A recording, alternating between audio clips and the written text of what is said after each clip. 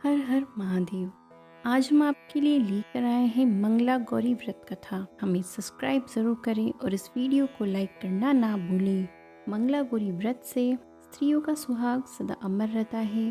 पापों का नाश करने वाले इस मंगला गौरी व्रत को स्त्रियां विवाह के पश्चात 5 वर्ष तक करती है। यह सावन के प्रथम मंगलवार से अंतिम मंगलवार तक किया जाता है। मंगला गौरी व्रत कथा इस प्रकार है। एक समय श्रुति कीर्ति नामक विद्वान यशस्वी शत्रु रहित राजा कुरु देश में हुआ करता था। वह 64 कलाओं से परिपूर्ण था तथा धनुर्विद्या में अत्यंत निपुण था। उन्हें संसार के सारे सुख प्राप्त थे, किंतु उनकी कोई संतान नहीं थी। संतानहीन होने के कारण वह राजा बड़े चिंतित थे और संतान प्राप्ति के लिए उन्होंने जप ध्यान के साथ में देवी की भक्ति भी प्रारंभ की। राजा के कठिन तप के बाद देवी प्रसन्न हुई और देवी ने प्रकट होकर कहा, हे राजा, वर मांगो। राजा ने देवी से कहा, हे देवी, आपकी कृपा से मेरे सारे भंडार भरे हुए हैं। यदि आप मेरी तपस्या से प्रसन्न हैं तो मुझे एक सुंदर पुत्र दीजिए। राजा के वचनों को सुनकर प्रसन्न हुई देवी ने कहा कि हे राजा, तुमने दुर्लभ वस्तु मांगी है, किंतु मैं तुम्हें इच्छा के अनुरूप वर अवश्य दूंगी। किंतु हे श्रेष्ठ राजा, यदि तुम्हारी इच्छा के अनुसार तुम्हें गुणी पुत्र चाहिए तो वह केवल 16 वर्ष तक ही जीवित रहेगा। यदि कुरूप और विद्या रहित पुत्र चाहिए तो वह लंबी आयु वाला होगा।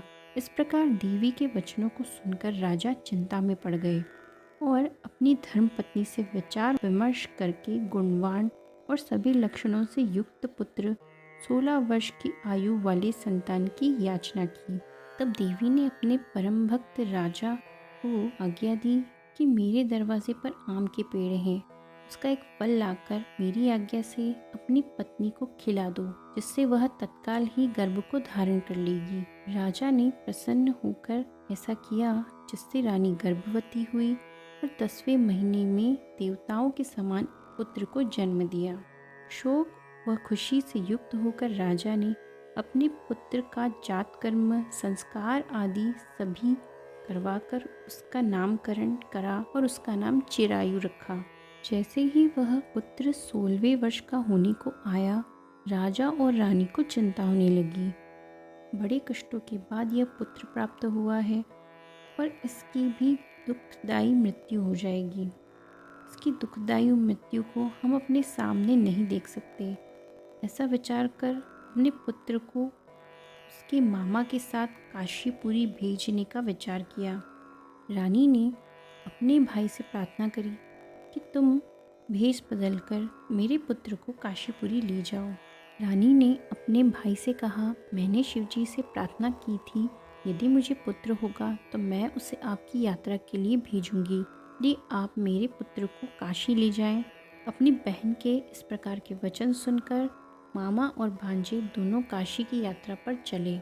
कुछ दिनों बाद चलते चलते वे आनंद नगर पहुँचे, जहाँ उन्हें वीरसेन नामक अत्यंत समृद्ध राजा मिला।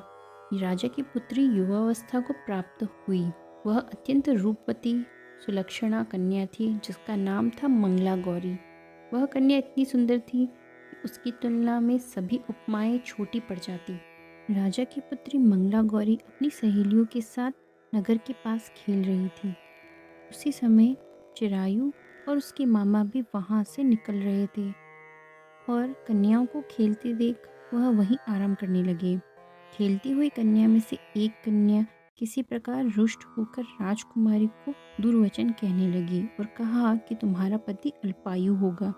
और यह बात चिरायु के मामा ने सुन ली। राजा की पुत्री उसके यह अपशब्द सुनकर कहा कि तुम ऐसी ऊंची बात मत कहो, मेरे कुल में ऐसी कोई भी स्त्री नहीं है। मंगला गौरी ने प्रसन्न होकर कहा कि मेरे व्रत के प्रभाव से मेरे हाथ से जिसके भी सर पर चावल गिरेंगे वह अल्पायु होने के बावजूद भी मेरे साथ विवाह होने पर दीर्घ आयु वाला हो जाएगा। इसके बाद सब कन्याएं अपने अपने घर चली गई। उसी दिन मंगला गौरी कन्या के विवाह की बात वाल्हिक देश के राजा द्रोणवर्मा के पुत्र के साथ चल रही थी। मंगला गौरी राजकुमारी का सुकेतु के साथ विवाह निश्चित हो गया, किंतु वह राजकुमार सुकेतु मूर्ख, बदसूरत और बहरा था।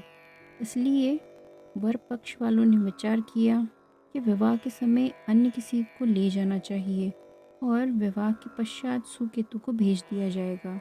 ऐसा विचार कर उन्होंने चिरायु और उसकी मामा को देखा तो उनसे आग्रह किया कि चिरायु को हमको दे दीजिए, जिससे हमारा कार्य सिद्ध हो जाए, क्योंकि परोपकार के सिवा दूसरा कोई श्रेष्ठ धर्म पृथ्वी पर नहीं है।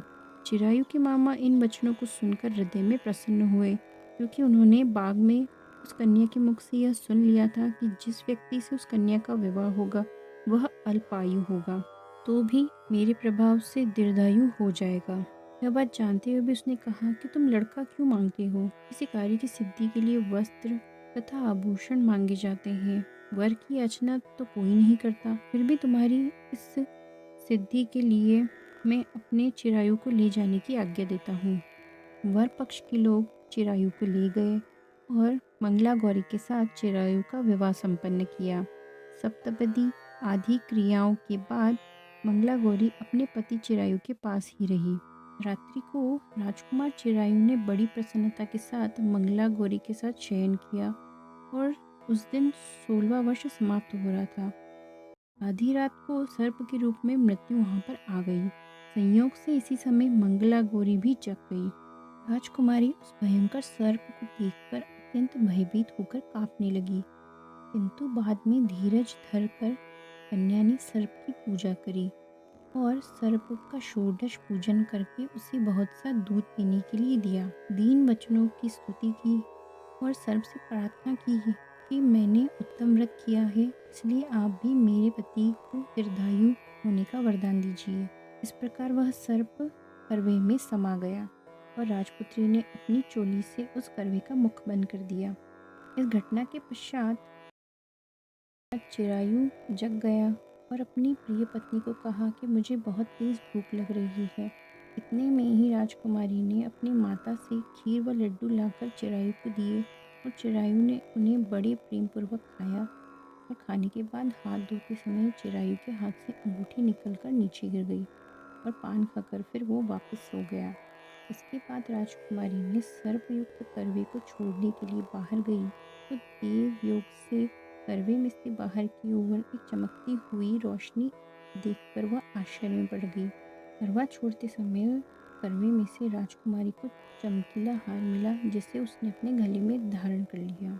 जब मंगला गौरी करवे को छोड़ने के लिए गई थी, प्रातः के समय चिरायु का मामा चिरायु को लेने के लिए आया। इसके बाद वर पक्ष के लोग सुकेतु को राजकुमारी के पास ले गए। सुकेतु को देखकर राजकुमारी ने कहा कि यह तो मेरा पति नहीं है। तब वे सभी लोगों ने कहा कि राजकुमारी, आप यह क्या कह रही हो? आपके पति का परिचय देने वाली कोई वस्तु हो तो हमें बताओ। राजकुमारी के पास चिरायु की नवरत्नों से जुड़ी हुई अंगूठी थी। उसने कहा कि वह नवरत्नों से जुड़ी हुई अंगूठी मुझे रात्रि में दे गए हैं। उस अंगूठी को इसकी उंगली में डालकर देखो, स्वयं पता लग जाएगा। रत्न जड़ित अंगूठी हार जो पति ने मुझे रात को दिया है वह कैसा है, यह उसकी पहचान बतावे। तब वह सुकेतु उस अंगूठी की पहचान नहीं बता पाया।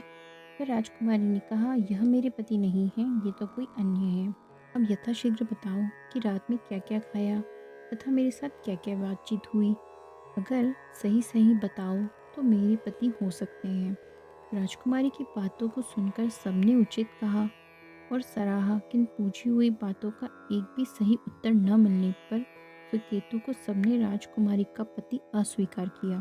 तब वर पक्ष वाले सब अपने अपने स्थान चले गए और मंगला गौरी के पिता ने बड़ा भारी उत्सव किया। इस उत्सव में खान पान की सारी व्यवस्था बड़े अच्छे ढंग से की गई। वर पक्ष का समाचार कानों कान सब जगह फैल गया कि वर के कुरूप होने के कारण उसके स्थान पर आदरपूर्वक किसी अन्य स्वरूप वाले को बिठा दिया गया। राजा ने अपनी कन्या मंगला गौरी को महल के बरामदे के पर्दे के पीछे भीतर छुपा दिया।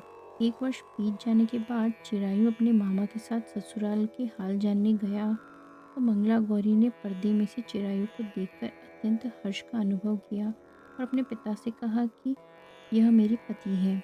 मंगला गौरी द्वारा बताए गए सब पहचान को चिरायु में देखकर कन्या के पिता ने उनके मित्रों को बुलाया और प्रसन्नता के साथ चिरायु के साथ अपनी कन्या को विदा किया। राजा ने श्रेष्ठ पुरुषों को बुलाकर कन्या के लिए एक सुंदर वस्त्र, आभूषण, सेना, रथ, घोड़ी आदि देकर विवाह का उत्सव संपन्न किया और बहुत सारा सामान देकर अपने मामा के साथ आए हुए चिरायु को मंगला गौरी के साथ विदा किया। चिरायु सेना के साथ अपने नगर में गया। चिरायु के माता पिता ने भी अपने पुत्र के आगमन का समाचार लोगों के मुख से सुना। लोगों के मुख से इस प्रकार का समाचार सुनने पर उसके माता पिता को विश्वास नहीं हुआ, क्योंकि देवगति को कोई नहीं डाल सकता। माता पिता भी अपने पुत्र को सीने से लगाकर अत्यंत प्रसन्न हुए। मंगला गौरी ने भी अपने सास ससुर को प्रणाम किया। सास ने अपने पुत्र वधू को सीने से लगाकर सब समाचार पूछे।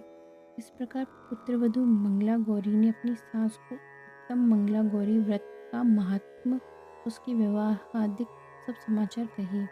मंगला गौरी व्रत की कथा को सुनने वाले के मनोरथ पूर्ण होंगे, इसमें कोई संदेह नहीं है।